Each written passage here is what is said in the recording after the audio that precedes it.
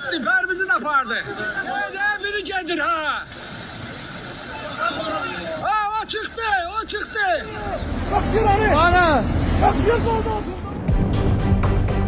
Aprelin 16-sında ölkəyə yağan yağış Respublikanın müxtəlif bölgələrində problemlər törədib.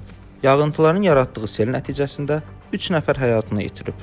Ölkənin müxtəlif rayon və şəhərlərindən yayılan görüntülər yolların, yaşayış evlərinin su altında qaldığını göstərir. Yağış Bakı şəhərinin ayrı-ayrı istiqamətlərində, Xırdalan, Abşeron, Gəncə, Sumqayıt, Mingəçevir, Şirvan şəhərlərində, Xaçmaz, Şabran, Qusar, Xızı, Siyəzən, Samux, Quba, Ağsuda fəsadlar törədib.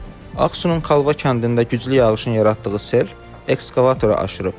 Nəticədə 1 nəfər ölüb, 3 nəfər isə yaralıdır. Məlumata görə, yol təmir işləri ilə məşğul olan işçilər leysan yağışı zamanı çayda köməksiz qalıblar və həmin an sel gəlib.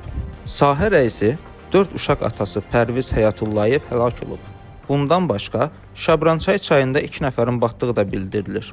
Fövqəladə Hallar Nazirliyi xilasetmə əməliyyatları keçirdiyini və köməksiz qalan 130-dan çox adamın təxliyə edildiyini bildirir. Onlardan 33-ü uşaqdır.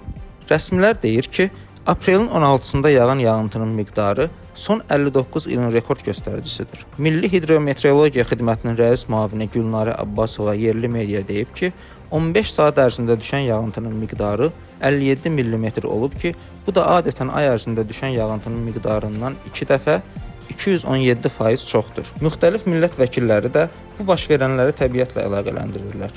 Məsələn, Məlahət İbrahim qızı deyib ki, baş verənlər təbiətin şıltaqlığıdır. Sosial media istifadəçiləri isə bu açıqlamalardan məmnun deyirlər. Onlar ölkəyə yağan yağıntının fəsadlarının qarşısının alınmasında dövlət qurumlarının lazımi tədbirlər görmədiyini bildirirlər.